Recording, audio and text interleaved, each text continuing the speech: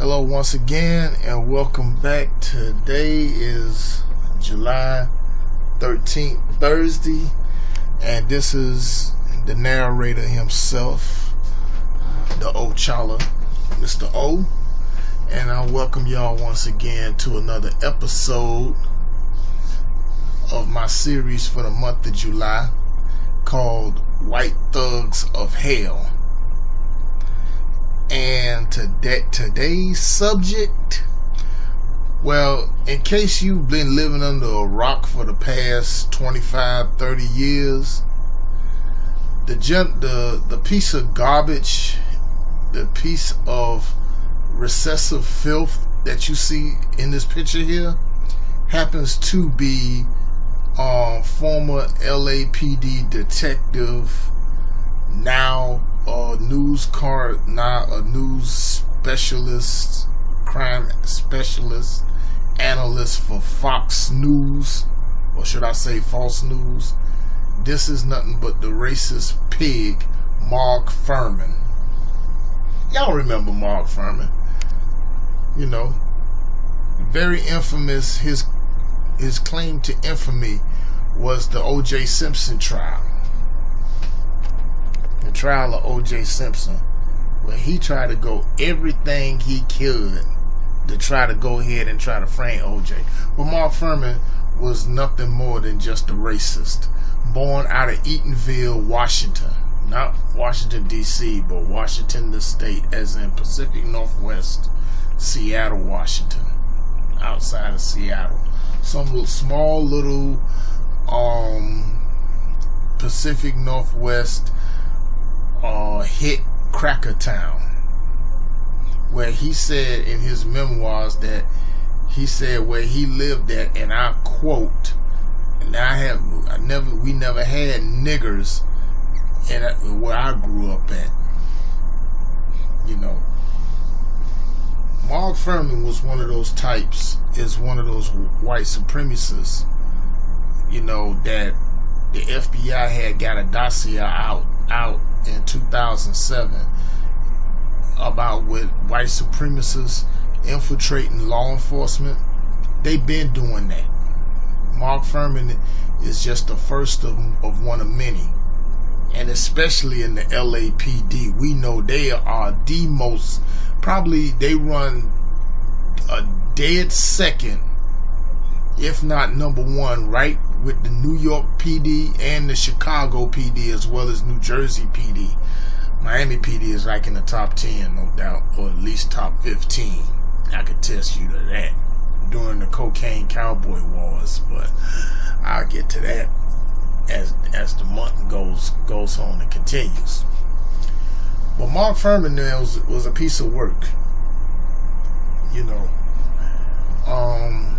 I had to go to Wikipedia really to really recall a lot of stuff, but the stuff I'm recalling about with Fuhrman, I could say this on the top of my head because I was one of the very few people that was very keen on watching the O.J. Simpson trial, you know, and then watching this Peckerwood, this troglodyte, take the stand, and he basically lied on the stand when defense attorney F. Lee Bailey, who was basically, to me, one of the few white men that had balls, and he confronted him at Mark Fuhrman and asked him several times, like, did you ever refer to any African American or any African American, called them a nigger and so on like this? And Fuhrman just completely lied.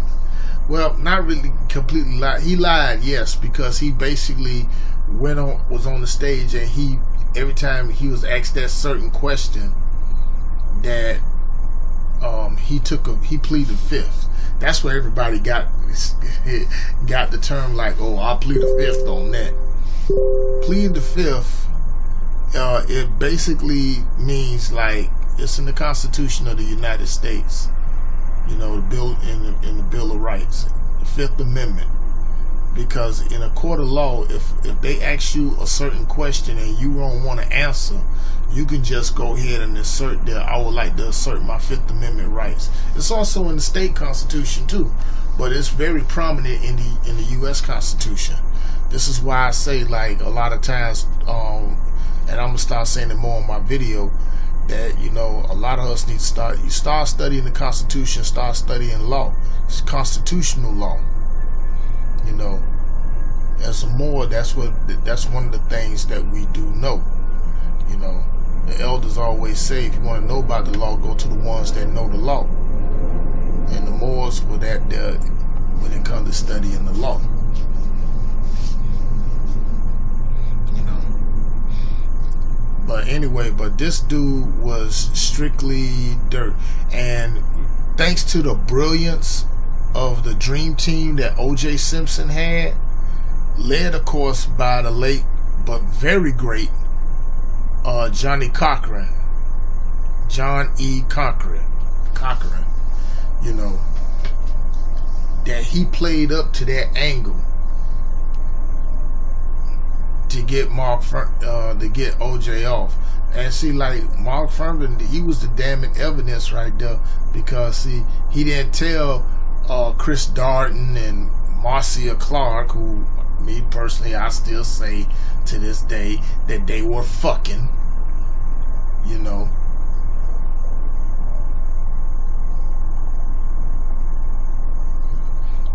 To this very day, they thought Fuhrman was their star witness until them tapes came out of him using them same racial epithets. You hear that, Roland Martin? That's how you say epithets, not epithets. On there, where he using the term nigger 27 times, if not more.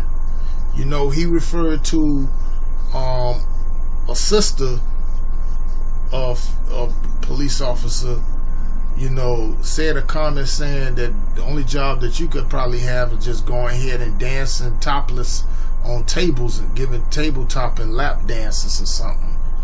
Well, that sister moved up in the ranks and she became a detective. He's even said this around other people. Even some white ladies were upset, saying, like, when he said the term, his famous phrase was that the only good nigga is a dead nigga. Well, quite the contrary. I feel the same way, that the only good cracker is a dead cracker. In this case, him.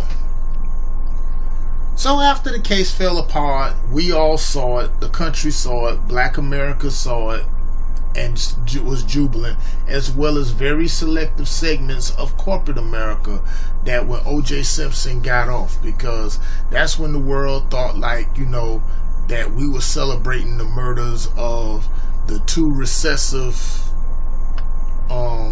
things, Nicole Brown and Ron Goldman. That was so further from the truth.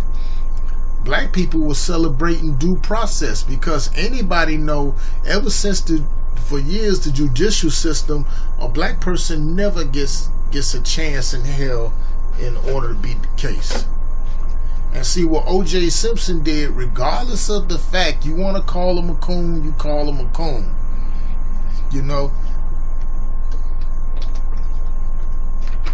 when he said that I'm not black, I'm O.J., I get that to a degree.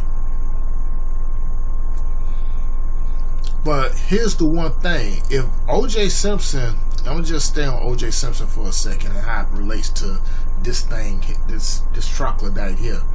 If O.J. Simpson was so much of that, one thing O.J. Simpson never did, and I can attest to that, he never threw black people under the bus in mixed company. I've never seen him do that. And another thing too, he never stopped giving to people that a lot of people don't know about. Yes, you know, he was rich, he was famous, his face was all over there. Yes, OJ, no doubt, he was going ahead and breaking backs. Probably he wasn't getting no bottom feeding Caucasoid females, he was getting top tier ones. And see, that's what made people like Mark Fuhrman and other so-called white men like him that has his psychology, which is very, very low, how the term I would like to use, had animosity and jealousy and envy toward him. Because with Fuhrman, when he seen a black man with a white woman, that just ate him up.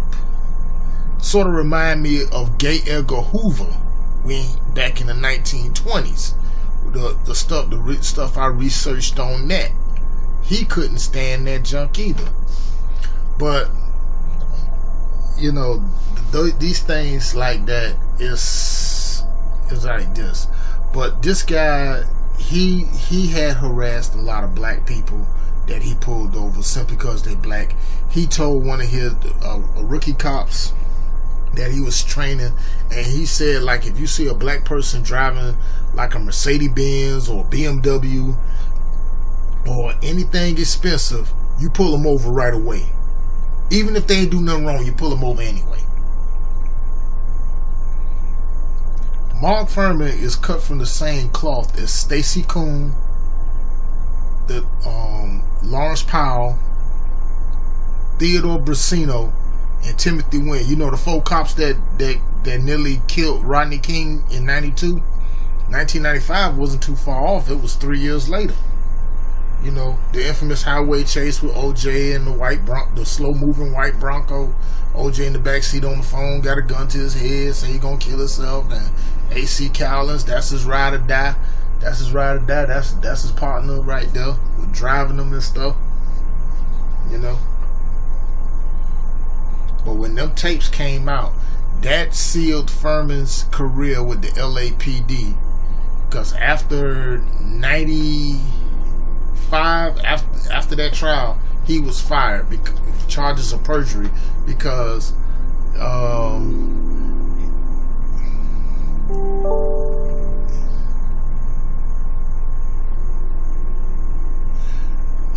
because after that trial, I'm sorry, memory lapse. Not really memory lapse, just tired. Fuhrman just kind of like kept to himself. He worked as an electrician in a small town back in his home in Eatonville, and wrote a book and all that. Now, all of a sudden, about 2 years ago, I think this was a few years ago, you start seeing him appear on, guess where? FAUX News. You know, great. You know, they don't never cease to amaze me when, you know, when they hide the racist leftovers is dung in society, and they just simply head over there to FAUX News. So now he's a correspondent for them in criminal cases. Ain't that something? The biggest criminal who used to wear a badge is being an expert on criminal cases on a racist criminal so-called news network that give the orangutan all the TV time he needs. I can remember every black person in America wanted to get hands on Mark Fuhrman. He's like about 60-something now. In this picture right here, you see, this was back in 95. He was like about like in his late 40s, like the, you know, still a pussy, you know. I seen him when he appeared on Oprah and all that. Me and my dad watched and see it like that. My dad said straight out of his mouth, that's a hateful cracker right there. And he ain't never lied. Mark Fuhrman is still the same way as he was back then and as he is now. He has a total disdain for black people.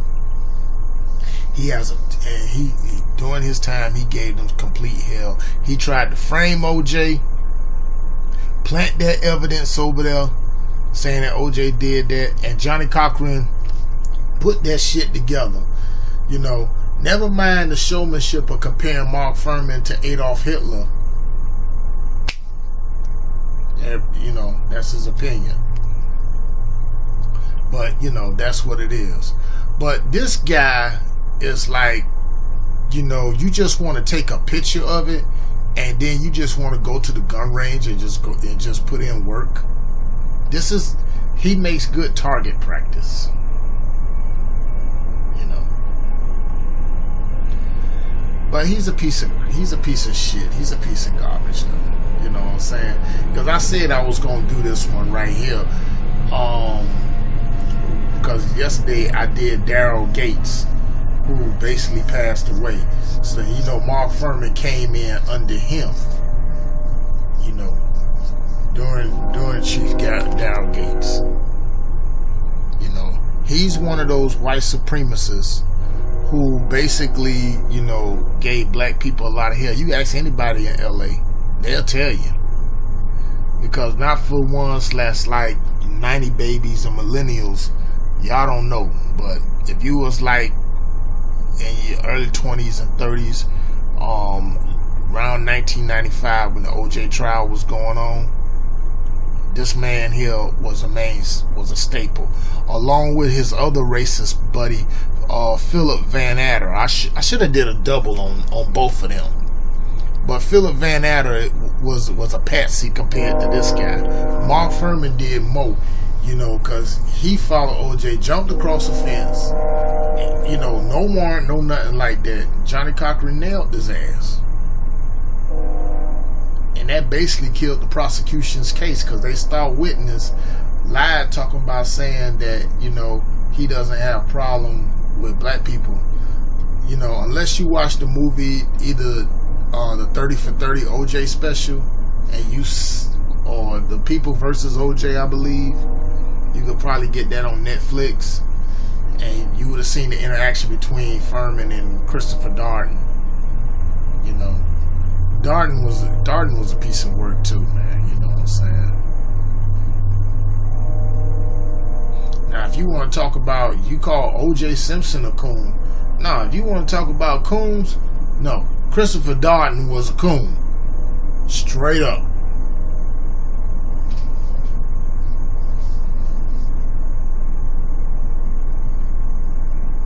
And even right now, even at 60-something years old, Fuhrman's about 63, Darden's 63. He's still bitter about that shit.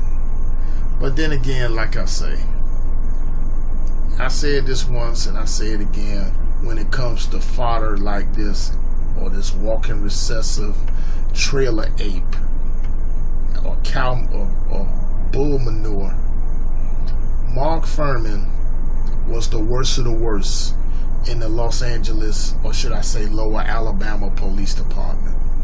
As far as I'm concerned, like with that, he's still walking around here breathing, and maybe not for long. But he definitely made my list of my series of white thugs of hell, and I hope he burns them one day.